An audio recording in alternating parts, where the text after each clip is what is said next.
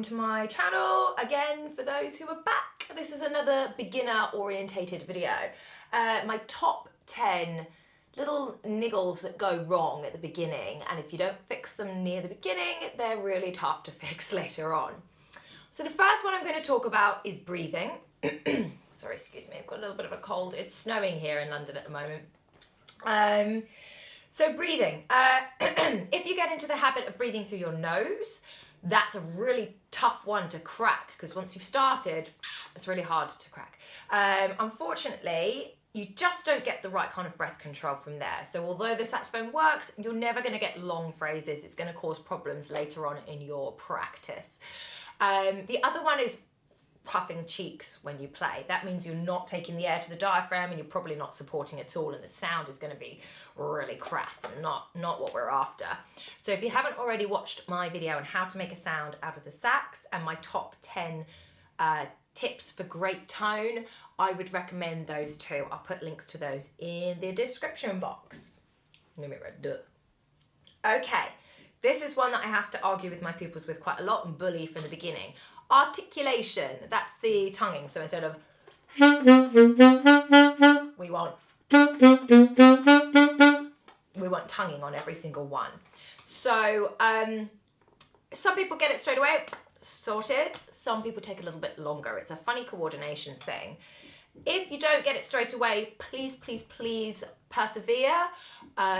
If you get to sort of grade 3 standard and you're not tonguing your notes, it just sounds very amateurish, and you're going to find that you're not going to be able to play staccato or quick passages by fuffing every single note like that. I call it fuffing. It's like kind of a foot instead of a t.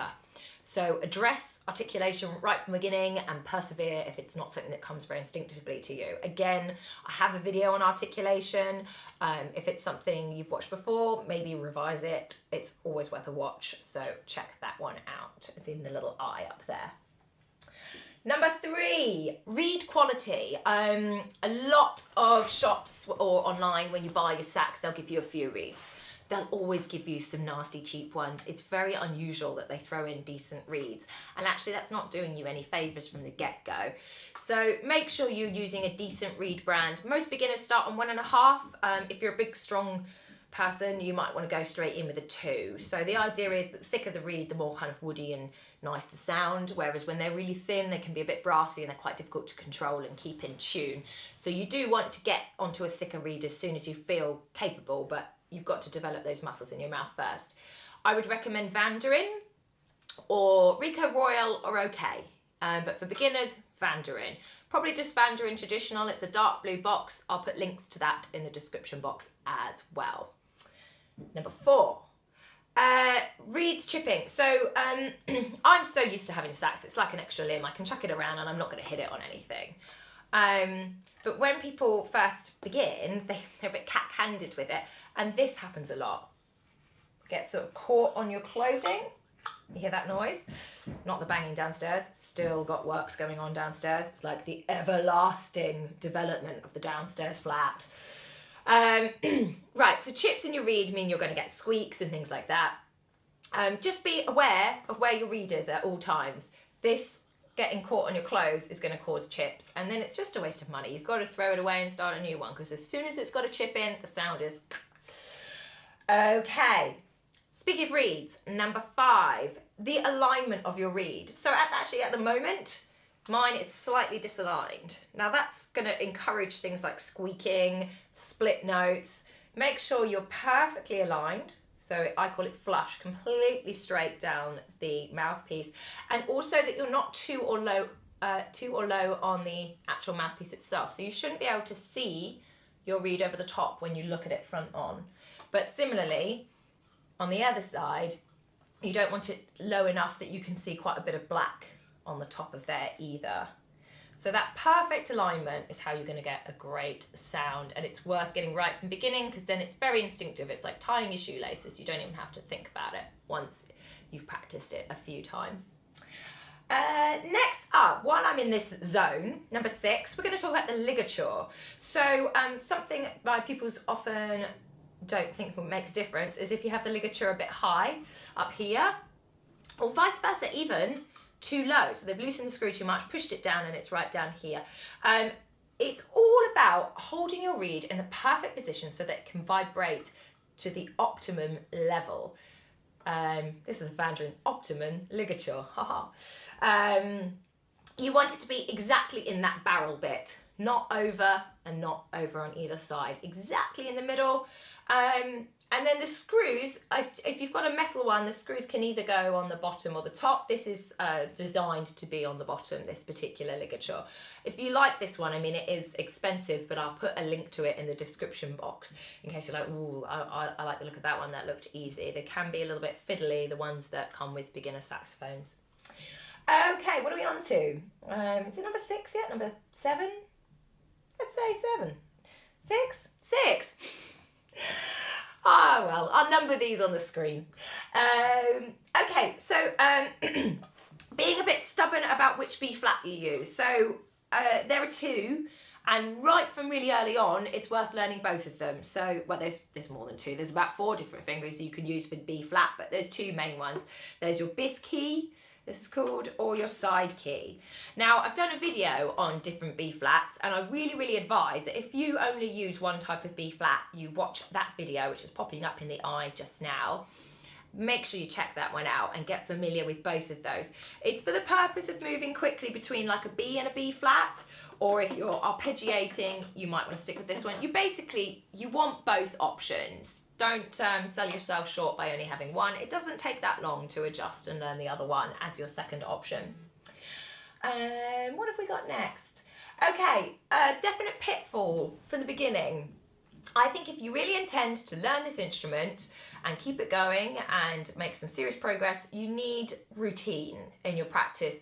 Don't just think, oh, I'll pick it up when I feel like it. You've got to schedule when you're going to pick it up. And I know it's supposed to be a pleasure and it's a hobby, but I kind of associate it with sports.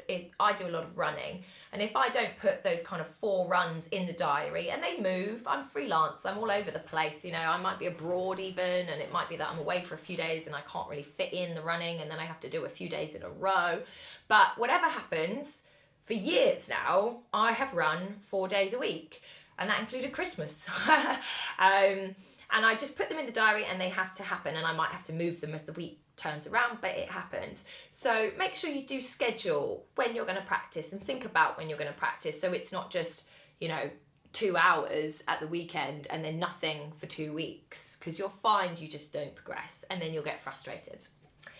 I think we're on number 8. 8. We'll go with 8. Damaging these keys here. Be careful when you put your saxophone down. The main one I would say is just to have a sax stand. This is the K&M one, which I love because it folds up and goes in the bell of the saxophone, so I can't ever forget it. Not that I'm forgetful or flaky.